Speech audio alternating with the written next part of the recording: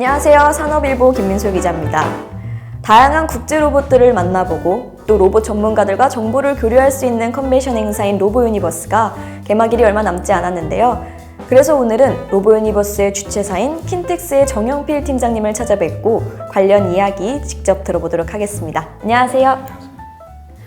네, 올해 4차 산업혁명이 도래함과 함께 로봇 산업이 비약적인 성장을 하고 있는데요.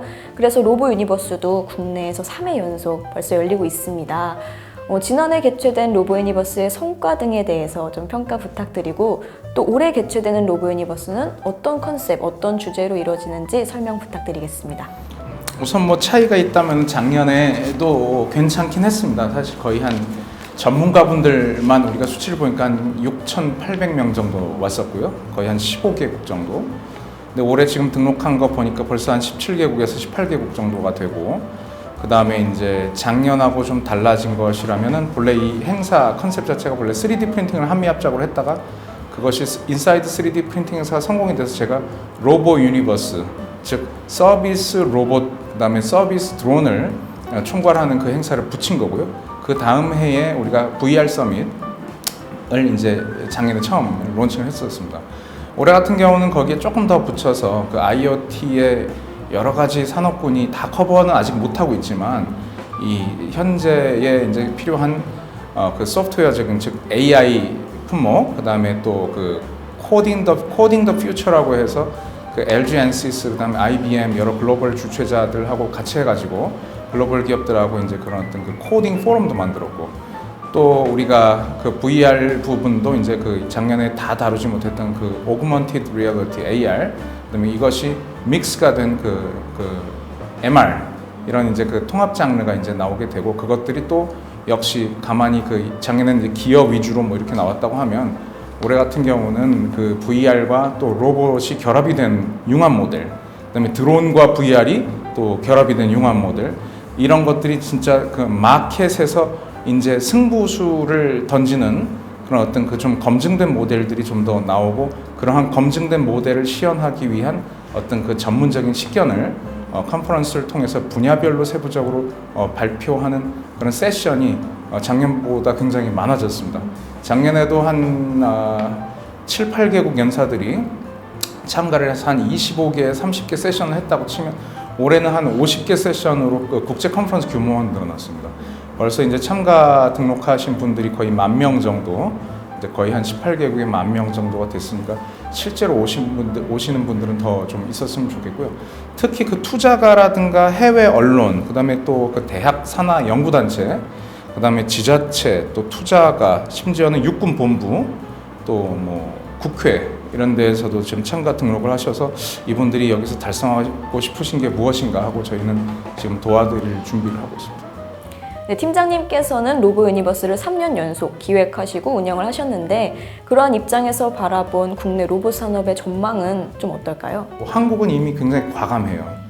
작년에 우리가 다르파 챌린지에서 그 우리나라 로봇 1등한 거 그런 것만 해도 고무적이지만 그건 이제 좀 미케닉한 부분이고, 우리나라는 소프트웨어를 못하는 줄 알았는데 알고 보니까 AI, 클라우드, 센서 전반적으로 굉장히 심도 있는 토론을 하고 있고, 근데 이제 그것을 기업들이 얼마나 투자를 할 만한 가치를 느끼느냐 하는 차원에서 그냥 외주를 줄 거냐, 외국 걸 쓰느냐, 우리나라에 시장이 있느냐 없느냐, 또 우리나라 그게 무역이 될 것이냐 하는 어떤 그 마케팅 차원에서 또 기업 투자 차원에서의 관심도 수준에 따라서 그 산업 또 정부 지원에 대해서 그런 측면에서 조금 이렇게 그 발전 방향이 틀린 것 같은데, 어쨌든 기본적인 기술을 보유한 국내 기업들은 굉장히 많이 있습니다.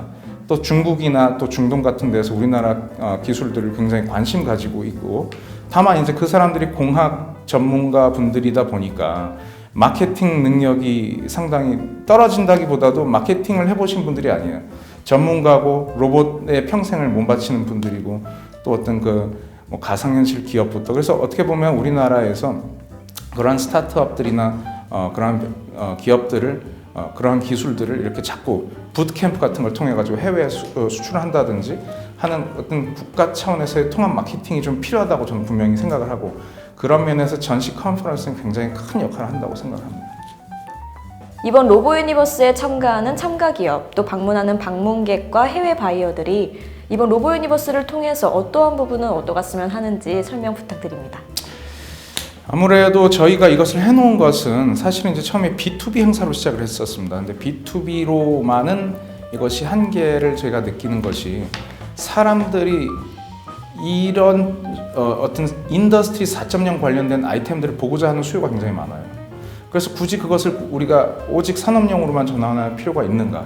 그래서 이제 참가 기업들의 요청도 있고 해서 주로 관심 일반인, 그다음에 투자가, 그다음에 창업을 준비하는 분들, 그다음에 심지어는 유통을 하시는 분들까지 주로 이제 관심이 있는 그 타겟군을 또 학계에 있는 학생들, 그래서 그런 사람들로도 이것이 오픈이 될 수 있도록 우리가 풀었습니다. 사실 나이 제한도 많이 해놨고, 그래서 이제 어떻게 보면은 기업들도 그것을 이렇게 나쁘게 생각하는 것 같지는 않아요. 그래서 이제 올해도 그렇게 해놨고 굉장히 초청도 이제 또 여러분들이 요청을 하셔서 많이 해놨기 때문에 와서 좀 충분히 관람을 좀 하셨으면 좋겠고, 그다음에 바이어나 투자가들하고 그 해외 언론 관계자분들도 굉장히 행사에 많이 옵니다. 특히 올해 같은 경우는 그 어머니들이 자녀 교육을 위해서 이 인더스트리 4.0 쪽에 무엇을 손을 대야 될까 고민을 하도 많이 하셔서 LG나 그 IBM에서 그 코딩 더 퓨처라는 코딩 특별 세션도 종합 컨퍼런스 세션에 우리가 넣었고요. 그다음에 AI 같은 것도 뭐 알파고 이야기도 많이 나오고, 작년 로보 유니버스 한 다음에 뭐 여러 가지 이벤트가 많이 생기고 또 드론 대회도 많이 생기고, 사실은 그 여러 가지 행사들이 이제 유사한 행사들이 많이 생겼는데 그만큼 그 열기를 반영을 하는 거거든요. 그래서 그런 어떤 그 AI와 그 VR, AR, 그다음에 MR, 또 어떤 그 센서는 구체적으로 어떻게 되는 건지, 그다음에 이 수많은 그 IoT 시대에 수많은 기기들이 정보를 유입하다 보면 그 정보를 저장할 수 있는 곳이 굉장히 부족한데, 그것이 결과적으로는 지금 이제 클라우드라는 형태로 또 나타나니까 그런 어떤 그 각종 그 또 관련돼서 이제 정보가 있다면 또 그 사이버 테러리즘 같은 어떤 그 보안 관련된 이슈도 생기고 하니까 이런 것들은 구체적으로 어떤 업체가 있고 어떻게 구현이 되는지 그런 것들을 뭐 이 관련된 종사자들이 한눈에 보고, 또 국제 컨퍼런스를 들으면서 그 종합된 보고서도 전부 또 이제 입수를 해가고 하는 그런 어떤 교육의 장이자, 실제적으로 학생들과 연구원들이 여기 나온 이 프로덕트를 실제적으로 체험을 제대로 한번 해보고 그 확장성하고 시장성을 현장에서 검증을 해서 삼성이 되었건 LG가 되었건 구글이 되었건 많이들 참여를 하시는데, 국내외 또 각종 스타트업들이 본인들의 기술과 연계를 해서 제휴를 한다거나 또 향후에 그 새로운 프로덕트를 론칭을 한다든가 할 때에 그런 어떤 그 바탕의 베이스가 됐으면 좋겠고, 또 좋은 기술들이 있으면 또 제휴를 해갔으면 좋겠고, 또 좋은 우리나라 것들이 있으면 이제 많은 언론들이 이제 커버를 하려고 하니까 관심을 가져서 볼 수 있었으면 좋겠고요.